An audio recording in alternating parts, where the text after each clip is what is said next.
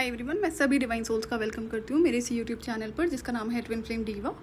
एक मैसेज है जो नए सब्सक्राइबर्स हैं जिनका अभी कमेंट आना शुरू हो गया है, ईमेल भी आई है। सो मैं थोड़ा सा बिजी हूँ तो मैं इसलिए सारे कमेंट सेक्शन को ऑफ नहीं कर पाई हूँ। सो मैंने एक प्रीवियसली वीडियो शेयर किया था जिसमें मैंने मेंशन किया हुआ है कि जो सेशन बुकिंग है वो पॉसिबल नहीं है, परमानेंटली क्लोज्ड है। और मैंने जो भी इनर वर्क अभी तक चैनल पर शेयर किया है, जितने भी वीडियोस हैं, कुछ 2-3 वीडियोस को अगर आप छोड़ दोगे जो कि एनिमल्स के हैं, बाकी सारे वीडियोस में आपके इनर वर्क की ही गाइडेंस है। सो नए सब्सक्राइबर्स के लिए ये रिक्वेस्ट है कि आप उन सारे वीडियोस को सुनो जिसमें जो भी गाइडेंस बताई गई है लेवल 1 की जो आपका इनर वर्क है उसमें वो आपको सारा करना ही पड़ेगा। इसमें से आप कुछ भी इग्नोर नहीं कर सकते हो। तो जैसा कि आप नए हो अभी चैनल पर, तो आप उन सारे वीडियोज़ में जो भी गाइडेंस दी गई है उसको फॉलो करना शुरू कर दो। और सेशन बुकिंग की किसी को भी ज़रूरत नहीं पड़ेगी। क्यों? क्योंकि मैं सारा जो इनर वर्क है, जो भी तीनों लेवल का तीनों स्टेजेस का इनर वर्क है, वो मैं आपको चैनल पर ही शेयर करूंगी और वो आपको खुद से ही करना है। तो आप वीडियो को सुन के जो भी आपको बताया गया है वो आप आसानी से ईजिली फॉलो कर सकते हैं। और जिनका ये कहना है कि उन्हें वीडियोस अभी रिसेंटली में पॉपअप हुए हैं, पहली बार आपको चैनल का पता चला, तो कोई बात नहीं। अभी चैनल पर बहुत सारे वीडियोस हैं। लेवल 1 में भी बहुत सारा इनर वर्क है और सारे वीडियोस में इनर वर्क की ही गाइडेंस दी हुई है और इसमें आप एक भी चीज़ को एस्केप नहीं कर सकते हो। तो आप अभी से डेली 2-2, 4-4 वीडियोस को सुनना शुरू कर दो। और अभी सेकंड लेवल का जब मैं इनर वर्क करवाऊंगी तो आपके लिए लेवल 1 के इनर वर्क को कंप्लीट करना होता है, तब जाकर आप सेकंड लेवल के इनर वर्क को कर सकते हैं। अगर आप लेवल 1 के इनर वर्क को इग्नोर करोगे तो सेकंड लेवल के इनर वर्क को करना भी चाहोगे तो वो रिजल्ट्स आपको नहीं मिलेंगे। तो ये मैसेज सिर्फ नए सब्सक्राइबर्स के लिए है कि आप किसी भी वीडियो को स्किप ना करें, आप शुरू से सारे वीडियोस को सुनना शुरू कर दो और जो भी गाइडेंस है उसको फॉलो करना शुरू कर दो। सो ये आज का जो स्पेसिफिक वीडियो है ये उन ट्विन फ्लेम्स के लिए है जो किसी के साथ में लव रिलेशनशिप में थे या फिर इंगेज थे या फिर मैरिड थे। ये तीनों सिचुएशंस मुझे सेशन में देखने को मिली थी, तो मैं इसलिए इस वीडियो को शेयर कर रही हूँ। सो अब इन तीनों ही सिचुएशन में इनके जो पार्टनर था इनका, उसकी डेथ हो गई। किसी की किसी रीज़न की वजह से हुई है तो किसी की किसी और रीज़न की वजह से हुई है। लेकिन जब इनकी डेथ हो गई है तो उसके बाद ही इनकी स्पिरिचुअल अवेकनिंग होती है, तब जाकर इन्हें कनेक्शन के बारे में पता चलता है। तो अब जब इन्हें कनेक्शन के बारे में पता चलता है और अभी इन्हें पता है कि इनका जिसके साथ ये लव रिलेशनशिप में थे, मैरिड थे या इंगेज थे या फिर इन्हें फीलिंग्स थी, वो इनका ट्विन फ्लेम था, तो ये एक्चुअली में एक आपकी गलत फहमी है। जो इंसान धरती से जा चुका है, जिसके साथ आप थे, जिसे आप अपना ट्विन फ्लेम समझ रहे हो, वो पॉसिबिलिटीज़ ही नहीं है। सो एक इंसान की डेथ होने के बाद में जब आपको ऐसा लगता है कि आप ट्विन फ्लेम कनेक्शन में हो, जो कि कोई दिक्कत नहीं है, हो सकता है कि आप हो, लेकिन ये बिल्कुल भी पॉसिबिलिटीज़ नहीं है कि वो आपका डिवाइन काउंटर पार्ट था। अब ऐसा क्यों नहीं है? क्यों? क्योंकि जब तक आप अपना तीनों लेवल का इनर वर्क को कंप्लीट नहीं कर लेते हो, तब तक आपको आइडेंटिटी भी रिवील नहीं होती है आपके original real divine counter part की। तो अब जैसा कि मेरे पास जितने भी केसेस थे ना, इस पर्टिकुलर केस में जिनके पार्टनर की डेथ हो गई, तो उसमें ऑलमोस्ट हर पर्सन का यही कहना था कि वो इंसान टॉक्सिक नहीं था। तो ऐसा ज़रूरी नहीं है कि वो एक्चुअली में कार्मिक ट्विन फ्लेम रहा हो। क्यों? क्योंकि यहाँ पे ट्विन फ्लेम्स की लाइफ ऐसा ज़रूरी नहीं है कि हमेशा सिमिलर चलेगी। लेकिन अगर एक इंसान आपकी लाइफ से चला गया और ऑलरेडी आप बहुत ज़्यादा पेन में होते हो, डार्कनेस में होते हो, अगर यहाँ से आप अपनी हीलिंग नहीं शुरू करोगे तब आपको ज़रूर कार्मिक ट्विन फ्लेम से मिलाया जाएगा। तो यहाँ पे अलग अलग सिचुएशंस होती हैं। यहाँ पे एक सिनेरियो और भी हो सकता है। क्यों? क्योंकि जो मैंने अक्सर देखा है कि जो रियल डिवाइन फेमिनिन है वो अपनी इंट्यूशन से कनेक्टेड नहीं होती हैं, इसीलिए तो किसी पे विश्वास कर लेती है ना, इसीलिए तो धोखा हो जाता है। तो आपको समझना होगा कि आप एक इंसान की रियलिटी को नहीं समझ सके।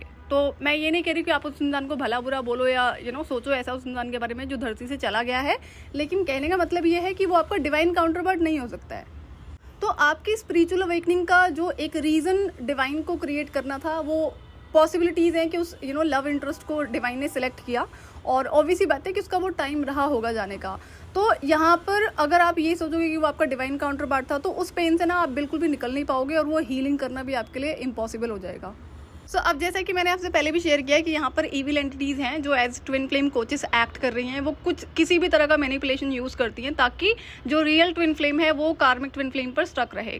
तो अब अगर हम इस पर्टिकुलर केस को देखते हैं जहाँ पर आपका जो पार्टनर था, लव इंटरेस्ट था, उसकी डेथ हो गई है, तो इस केस में क्या होता है, आपको 1-2 केसेस ऐसे भी ट्विन फ्लेम केसेस में सोशल मीडिया पर एज कोच रन करते हुए दिखेंगे जिनका ये कहना है कि जिसके साथ वो रिलेशनशिप में थे उसकी डेथ हो गई है और वो उनका ट्विन फ्लेम था, वो उनका real divine counter counter part था। तो ये क्या होता है, ये भी एक सेटअप है, ये भी एक ट्रैप है। क्यों? क्योंकि आप जैसे और भी तो है ना, आप इकलौते तो हो नहीं, ऐसे कई सारे ट्विन फ्लेम्स हैं जो किसी के साथ में लव रिलेशनशिप में थे और उसकी डेथ हो जाती है। तो यहाँ पर क्या होता है, अब अगर आप ऐसे किसी पर्सन को देखोगे, सुनोगे, जो एक्चुअली में ये प्रिटेंड कर रहा है कि भाई उसके साथ भी सिमिलर सिचुएशन हुई है और जिसकी डेथ हो गई है, वो एक्चुअली में डिवाइन काउंटर पार्ट था, तो अगेन ये सिर्फ और सिर्फ एक ट्रैप है रियल ट्विन फ्लेम को अपनी इनर हीलिंग करने से रोकने के लिए।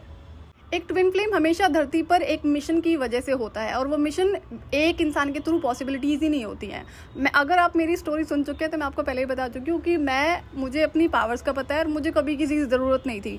जब कार्मिक ट्विन फ्लेम के बारे में मुझे पता चलता है, जब मैं उसकी एज इमीडिएट नेबर रह रही थी, 2 से 3 महीने के अंदर पता था मुझे कि ये एकदम गलत इंसान है और ये बिल्कुल भी मुझे ज़रूरत नहीं है इवन मिशन सर्व करने के लिए।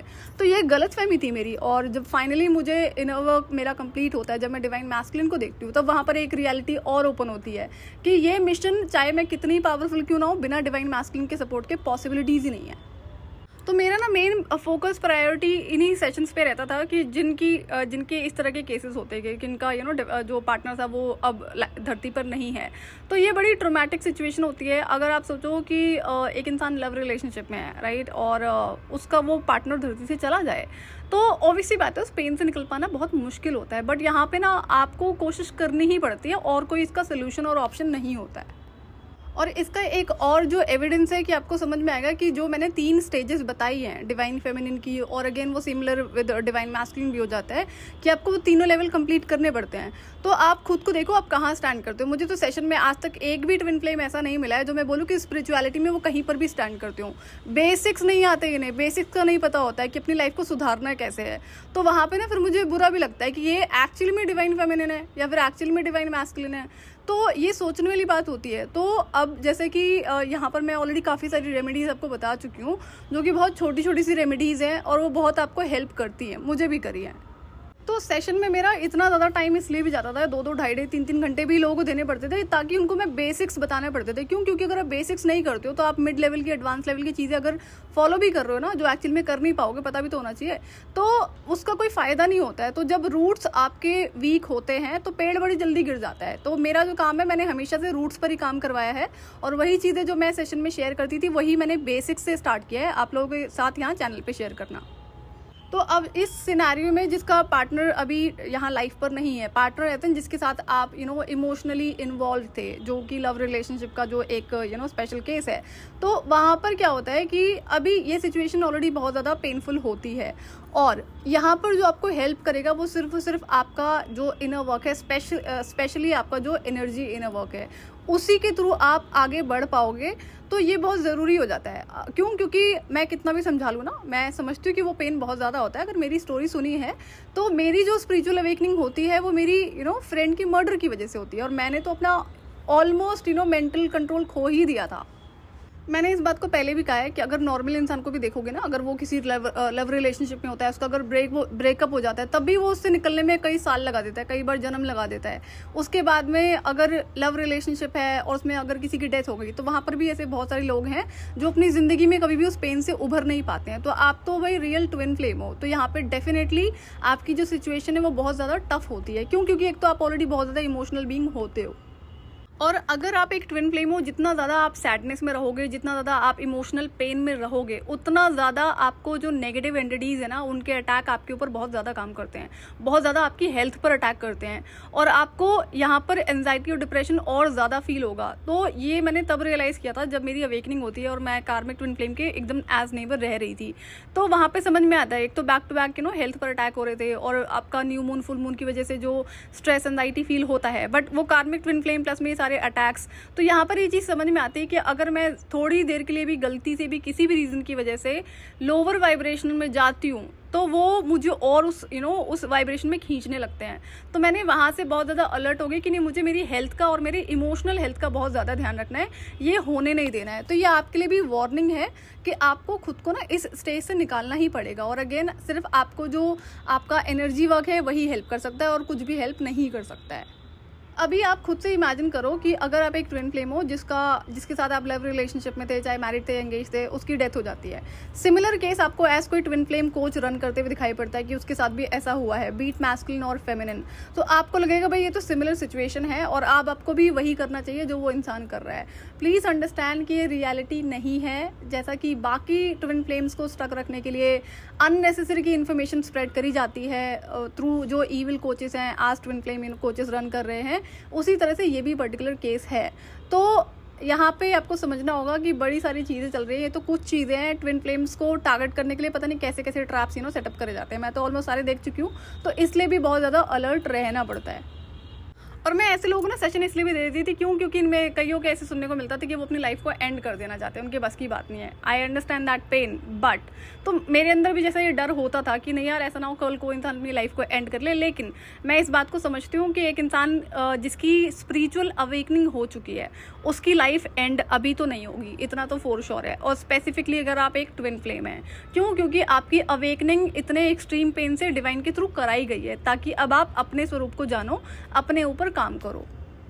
तो मैंने जितने भी ट्विन फ्लेम्स मुझे सेशन में मिले हैं, इन्होंने स्पिरिचुअलिटी में कुछ भी इन्हें नहीं पता होता है। मतलब जीरो जिसको कहते हैं ना कि अपने घर को कैसे ठीक करके रखना है, जब बात स्पिरिचुअल प्रोटेक्शन की आती है, या अपनी बॉडी को कैसे प्रोटेक्ट करके रखना है, कुछ भी नहीं। ना तो बॉडी पे कोई इन्होंने प्रोटेक्शन के लिए कुछ पहना हुआ है, ना इनके घरों में इनका कुछ चीज़ें ठीक है। तो मुझे इसलिए बहुत बेसिक से काम करवाना पड़ता था।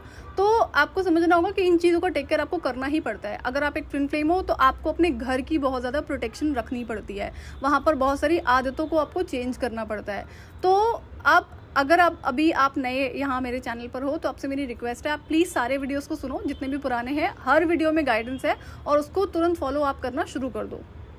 और अभी इस केस में क्या होता है, लोग क्या करते हैं वहीं पे स्टक रहते हैं, पेन में रहते हैं, दुखी रहते हैं। और जैसे भी इनकी नॉर्मल डेली लाइफ रूटीन है, कोई मैरिड है, कोई अभी सिंगल है, तो और बड़े सारे भी सिनेरियोस इसमें थे, तो स्टिल अगर आप रुके रहोगे ना तो आप अगेन पेन में ही रहोगे और वो सिचुएशन कोई अच्छी नहीं होती है। तो वहाँ से निकालने के लिए आपको आगे बढ़ना पड़ता है। और आगे बढ़ने के लिए आपको ये जो आपका एनर्जी वर्क है, स्पेशली मंत्रा चैंटिंग, ये आपको बहुत ज़्यादा हेल्प करेगा। जब तक आप चलना नहीं शुरू करोगे तब तक आपको आगे का रास्ता कैसे दिखेगा। तो जो हाउस एनर्जी क्लिनजिंग और हाउस क्लीनिंग में जो मैंने आपको चीज़ें बताई हुई हैं कि फिजिकल चीज़ों में आपको क्या रिमूव करना है और एनर्जी क्लिनजिंग कैसे करनी है आपको अपने घर की, उसमें प्रोटेक्शन के लिए आपको क्या क्या चीज़ें रखनी है, क्या क्या चीज़ें रिमूव करनी है, तो वो चीज़ें आपको करनी ही पड़ेंगी। और ये बहुत बेसिक्स हैं, इंसान बेसिक नहीं करता तभी इधर उधर भटकता ही है। और जो रियल डिवाइन काउंटर पार्ट है वो डेफिनेटली यहाँ धरती पर एग्जिस्ट करता है, चाहे आप डिवाइन फेमिनिन सुन रहे हैं चाहे डिवाइन मैस्कुलिन। और अगर आप डिवाइन फेमिनिन हैं तो आप ही लीड कर रही हैं, आप ही को आगे बढ़ना पड़ेगा। अगर आप आगे नहीं बढ़ोगे ना तो अननेसेसरी जो डिवाइन काउंटर पार्ट है ना, उसका रीज़न आप ही बनते हो उसके पेन का। मैं अगर अपनी जर्नी को देखती हूँ ना, तो जितना पेन वो गो थ्रू कर रहे हैं ना, कर चुके हैं, उसका रीज़न सिर्फ मैं खुद को मानती हूँ। अगर मैंने खुद पहले ही चीज़ें सुधार ली होती ना तो उनको इतने पेन से शायद गो थ्रू नहीं करना पड़ता। अब उनका जो पेन का रीज़न है वो अगेन सिर्फ और सिर्फ सोल मिशन है, वो भी अवॉइड नहीं किया जा सकता। बट स्टिल मुझे लगता है कहीं ना कहीं शायद गलती मेरे एंड से कि मुझे इतना डिले नहीं करना चाहिए था। बट हर चीज़ का परफेक्ट टाइमिंग था। एक वीडियो मैंने और स्पेसिफिकली शेयर किया हुआ है जो आप रिसेंटली सुन सकते हो कि dark night of the soul के बाद आप किस तरह से खुद को दोबारा से हैप्पी रख सकते हो। तो पर्टिकुलर मुझे टाइटल याद नहीं है, बट इस पर मैंने वीडियो शेयर किया, उसमें कई सारी चीज़ें बताई हैं, तो वो आप करना शुरू कर दो। क्योंकि आप जितना ज़्यादा लोअर वाइब्रेशनल एनर्जी में रहोगे उतना ज़्यादा आप और उसी वाइब्रेशन में जाओगे, और ये सबसे डेंजरस सिचुएशन होती है। तो इससे आप सिर्फ खुद को खुद ही सेव कर सकते हो, कोई और सेव नहीं कर सकता है। क्योंकि मैं तो सिर्फ समझा सकती हूँ ना, और क्या कर सकती हूँ। और मंत्र चैंटिंग और रेकी हीलिंग, चाहे आप कोई भी ट्विन फ्लेम हो, किसी भी कैटेगरी में आते हो, ये आपके लिए मस्ट है, ये आपकी डेली लाइफ का पार्ट होना चाहिए। इससे आपको बहुत ज़्यादा हेल्प होती है। तो जैसे कि इनर वर्क चैलेंजिंग होता ही है, सो इसको आप अभी से करना शुरू कर दो, आप अवॉइड नहीं कर सकते हो। और जो अभी नए सब्सक्राइबर्स हैं वो आप फिर से सुन लो कि रेकी हीलिंग आपके लिए मस्ट होता है। तो रेकी हीलिंग का जो बेसिक लेवल होता है वो आपको सीखना पड़ेगा अगर आपको सेकेंड लेवल का इनर वर्क करना है। तो अब ये जो स्पेसिफिक केस है जिनके लव इंटरेस्ट की डेथ हो गई है, तो अगर आप उसी सेम सिचुएशन में स्टक रहोगे और जितने भी टाइम से आप इस सिचुएशन से फेस कर रहे हो, आप इसको चाहे 1 साल हो गया, 2 साल हो गया या और ज़्यादा टाइम हो गया है, तो अगर आपने किसी भी तरह का इनर वर्क नहीं किया ना तो आप अपने आप को सेम लेवल पर पाओगे। और आगे बढ़ने के लिए मेहनत तो करनी पड़ती है। जो इनर वर्क है, चाहे एनर्जी वर्क है या बाकी कोई और आपका कार्मिक लेसन है, ये सारे ही टफ होते हैं, कुछ भी इसमें आसान नहीं होता है। और अगर आप अभी इनर वर्क नहीं करते हो, खुद के ऊपर काम नहीं करते हो, तो फिर क्या होगा? फिर जो नेक्स्ट लाइफ होगी उसमें भी सेम सिचुएशन रिपीट होगी। तो यहाँ पर हम जितना ज़्यादा काम अपने ऊपर करते हैं उतना ज़्यादा ना हमें नेक्स्ट लाइफ में बहुत हेल्प होती है। तो जैसे कि मैं शुरू से चाइल्डहुड से मैं बहुत ज़्यादा रिबेलियस रही हूँ, गलत चीज़ों को कभी सपोर्ट नहीं करा है, और ये बाकी लोगों के लिए डेफिनेटली टफ होता है, लेकिन मेरे लिए इतना आसान क्यों रहा है? इतना भी आसान नहीं था दुनिया के हेट को गो थ्रू करना। जब आप अपने लिए आगे बढ़ रहे हो और जो गलत चीज़ें उनको सपोर्ट नहीं करते हो, तो वो डेफिनेटली आसान नहीं होता। बट स्टिल मैं ज़िद्दी रही। तो इसके पीछे रीज़न क्या है? जो पास्ट लाइफ है ना, वहाँ पर मैंने इन चीज़ों पे काम किया हुआ है। तो यहाँ पर ये भी एक रीज़न है कि अगर आप इस लाइफ में अपने ऊपर काम करते हो, तो जैसे कि अगर मैं अपनी बात करूँ तो मेरा धरती पे आना जाना परमानेंट है। I keep coming. सो मैं जब भी आती हूँ तो अपने डिवाइन काउंटर पार्ट के साथ ही आती हूँ। तो मुझे इतना पता है कि इस बार भी जो मैंने प्रिपरेशंस करी हैं वो मुझे नेक्स्ट लाइफ में भी हेल्प करेंगी। तो यही आपको भी फॉलो करना है कि आप अभी से जितना ज़्यादा काम अपने ऊपर करोगे, नेक्स्ट री इनकारनेशन में भी आपको बहुत हेल्प होगी। तो आप ये तो सोचना मत कि अब दोबारा आपका आना नहीं होगा धरती पे। क्यों? क्योंकि अगर आप एक ट्विन फ्लेम हो तो जैसे कि आपको बहुत सुनाई पड़ेगा कि ये आपका लास्ट री इनकारनेशन है, ये सब बेकार की चीज़ें हैं। ये लास्ट री इनकारनेशन एक बहुत स्पेसिफिक सिचुएशन होती है। तो अगर आप ट्विन फ्लेम हैं तो इसका तो आप बिल्कुल भी सोचना ही नहीं। और अगर आप एक रियल ट्विन फ्लेम हैं तो जो मैंने पैटर्न्स पर वीडियो शेयर किया हुआ है स्पेसिफिकली एंसेस्टर से रिलेटेड, तो वो पैटर्न्स आप अपनी फैमिली में रिकग्नाइज करो। अगर आपको वो चीज़ें दिखाई पड़ती हैं तो आप यहाँ पर सिर्फ अपने लिए तो हो नहीं, आप तो यहाँ पर बहुत सारे लोगों की वजह से आए हो। आप उस पर्टिकुलर फैमिली के जनरेशनल ट्रॉमा को रिलीज करने आए हो। तो ऑब्वियसली बात है, एक ट्विन फ्लेम डेफिनेटली बहुत सारे एक्सट्रीम पेन से गो थ्रू करता है, जो कि बड़ा नॉर्मल है। मैंने भी गो थ्रू करा है, बट देन मुझे पता था ना कि ये मेरी रिस्पॉन्सिबिलिटी है। मैं इस वजह से पर्टिकुलर फैमिली में मैंने जन्म लिया, तो उसको भी तो आपको निभाना है। तो इससे खुद को निकालने के लिए आप ही को हिम्मत करनी पड़ती है। दूसरा कोई इंसान इसमें कुछ नहीं कर सकता है। सो मैं फिर से रिपीट कर रही हूँ, जिन्हें ये लगता है कि आपकी अभी अवेकनिंग हुई और तब आपको पता चला कि जब आपका जो पार्टनर था उसकी डेथ हो चुकी है और आपको लगता है कि वो आपका ट्विन फ्लेम था, तो अगेन आप सती के लेवल पर हो, जीरो लेवल पर हो, और अभी आपने कोई इनर वर्क नहीं करा हुआ है। जैसा कि मैं पहले भी कह चुकी हूँ कि डिवाइन काउंटर पार्ट से मिलना तो आपका फाइनल लेवल के इनर वर्क के बाद ही होता है। ये रीयूनियन तय होता है, लेकिन उसके लिए भी आपको इनर वर्क करना पड़ता है। अब आप करोगे नहीं करोगे वो आप ही के ऊपर होता है। सो ये थॉट प्रोसेस आप अपना क्लियर रखो कि आप अभी तक अपने डिवाइन काउंटर पार्ट से नहीं मिले हो, और उसके बारे में सोचना भी नहीं है। अगर ये सोच के करोगे ना कि आपका किसी से रीयूनियन होना है या वो इंसान कहीं पर है, जो कि हकीकत है, तो उसमें थोड़ी सी प्रॉब्लम होने लगती है। तो वेटिंग एनर्जी नहीं होनी चाहिए, चेजिंग एनर्जी नहीं होनी चाहिए। इट्स जस्ट दैट कि सारा फोकस अपने ऊपर लेकर आओ, और आपको बहुत ज़्यादा काम करना ही पड़ेगा। सो आज के लिए इतना ही। मैं आपसे फिर मिलूंगी नेक्स्ट वीडियो में। टिल देन आप अपना ध्यान रखिए और डिवाइन से कनेक्टेड रहिए।